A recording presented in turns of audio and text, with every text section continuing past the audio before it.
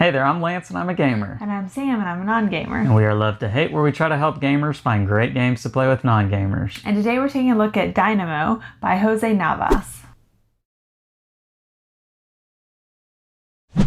Die-namo is a game that comes from José Navas, like Sam just said, who also created, in my opinion, the greatest abstract strategy game that we've ever gotten to play on this channel, Radioactive Bees. It was a fantastic game, something we did way early on when we first started our channel. Well, he is back at it again with this push your luck dice rolling game called Die-namo, and a little bit of a play on words there, obviously.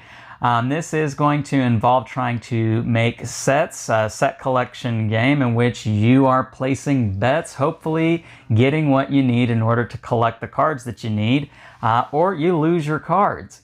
Let me show you how this game works down below, and then we'll come back and share our thoughts on it as a gamer and non-gamer. All right, here's Die-namo, a risky deck building card game.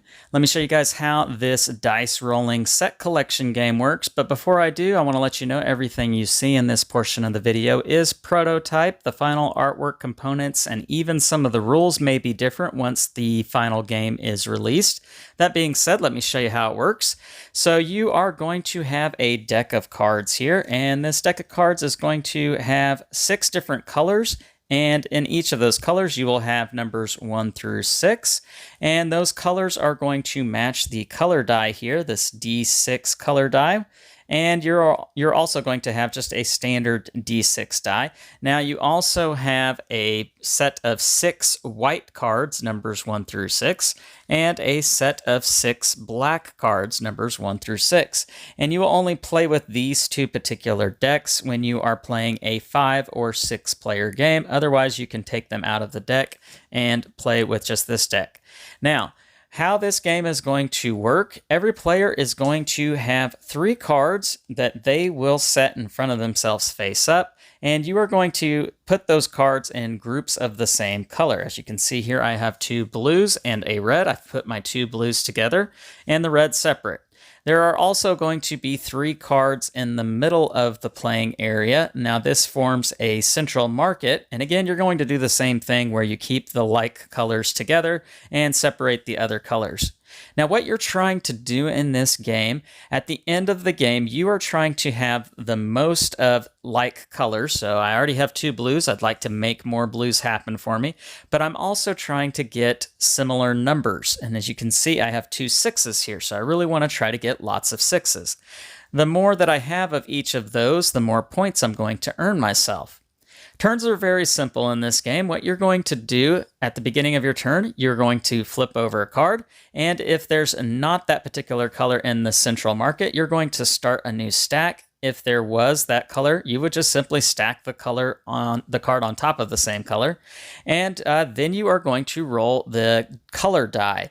And if you get a color of a card that is already in the market, such as in this case, I rolled orange and there is an orange card, you could take one of those cards that matches the color on the die. So I could take this orange 4 if I wanted to, adding it to my face-up cards in front of me.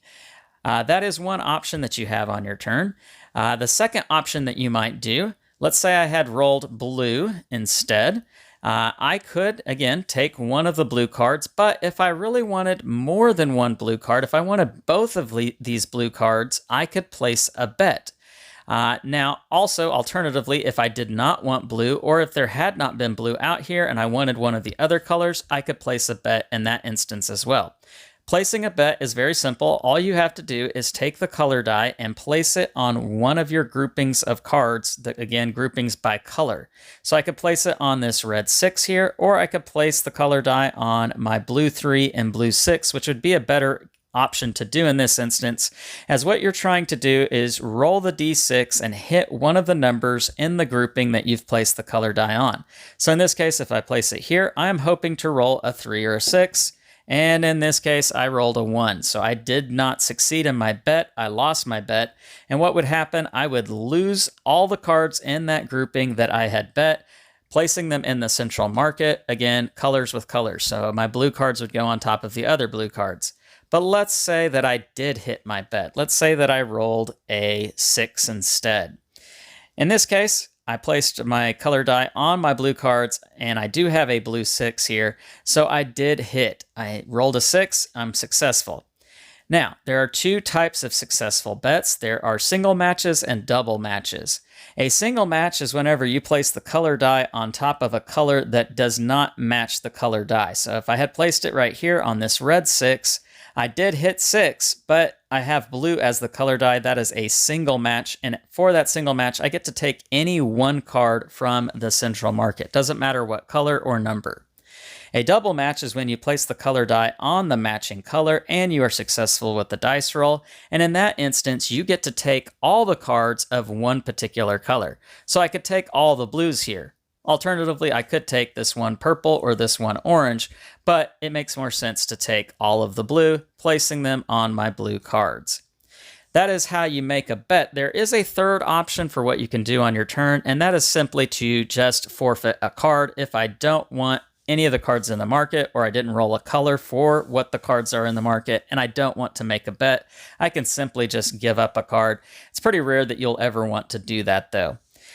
Now, the game is going to continue until someone gets a complete set of 6 cards in one color.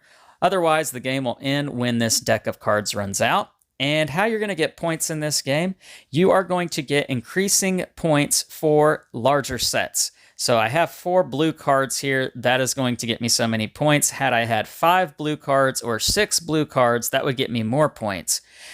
You don't get any points for one single card. So having one red card gets me nothing. I need at least 2 red cards here to get 1 point. Then after you get points for your colors, you're going to get points for your different numbers. And as you can see, I have 2 6s here, and that is good for 1 point. I would not get any points for my 4, 2, or 3, unfortunately.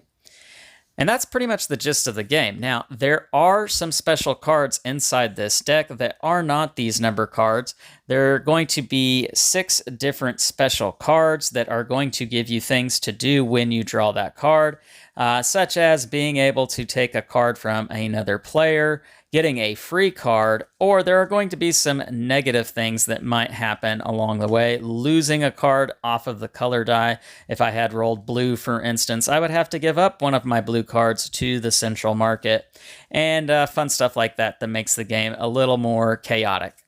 And that's the gist of the game. Now let's go back up top and share our thoughts on Die-namo. And we're back, and now we're going to share our thoughts on Die-namo. And real quick, didn't mention that this is running on Kickstarter, so make sure to check out the Kickstarter link down below in the description of this video after you watch our thoughts on it. So Sam, what'd you think about Die-namo as a non-gamer? I thought it was great. It was really easy. We actually played it with, for us, a big group of people. And everyone seemed to understand it very quickly, caught on, and had a really fun time playing it as well. Yeah, it's not a complicated game by any means. Yeah. It's pretty straightforward. The rule set is very small. What you want to accomplish in this game is a pretty simple concept, right? You just want to make sets of same colors, same numbers. Yeah. Now, how you go about doing that, it does require some luck, but it also does require making some good choices along the way and choosing when to make a bet or when to play the safe route. And when you do make a bet, what you should bet. So there's some betting involved in this game. If you're somebody who likes betting games, this is going to be your jam. Sam, personally for you, what do you think about betting games? They're hit or miss, I think, for non-gamers. And me personally, it's just sometimes it depends on how much it dominates the game. Okay. Well, and then this game, it is so simple that, there's not a whole lot of other layers going on with this game. It's pretty straightforward, and it's not too complicated. You're really just trying to decide whether or not you want to take the card or you want to take more than one card, or just what exactly you're trying to accomplish with that turn. Yeah. So, Sam mentioned that we played it with a large group. I've also played it with smaller groups. And personally, I enjoy it more with smaller groups, which is pretty unusual to say about most games. Most of the time, games tend to do better in larger crowds. I thought this one worked excellent as a 2 or 3 player game. Really enjoyed the back and forth nature. It felt very competitive, and it felt like each time I was risking cards, I was risking quite a bit. With the 3-player game, it just felt like this person's getting a whole set of cards, they're getting a whole set of cards. Really enjoyed that aspect with this one. Yeah. So, for you as a non-gamer, what was it like for you? Trying to do well in this game, figuring out what you wanted to accomplish.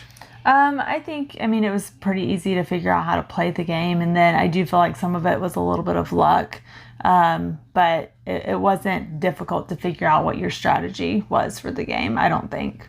Would you say it's good for non-gamers? Yeah, I think so. I think it's great for both gamers and non-gamers. I think it introduces a lot of different concepts that can be used in different games, but in a pretty simple way. So I think it's a good starter game for non-gamers. Yeah, I would agree with that for sure. Yeah, it's a good introduction to betting and set collection and that idea. Yeah. So, small portable game. It's quick. It's fast. There's lots to like about this one. It's small, like we said, and you can kind of take it with you and play it wherever you go. Doesn't take up hardly any space at all. You've got a deck of cards and you got your own little player area where you're keeping your cards. Outside of that, very small footprint. So, versatile game, can be played anywhere. Lots to like about this particular one. That is Die-namo. It is from José Navas. Leave us some comments down below. Let us know what you think about this. And don't forget to check out that Kickstarter link down below in the description of this video. Make sure to like and subscribe and push that bell button so you get notifications of all our new content. I'm Lance. I'm Sam. And we are Love to Hate, where we try to bridge the gap between gamers and non-gamers. We'll catch you next time.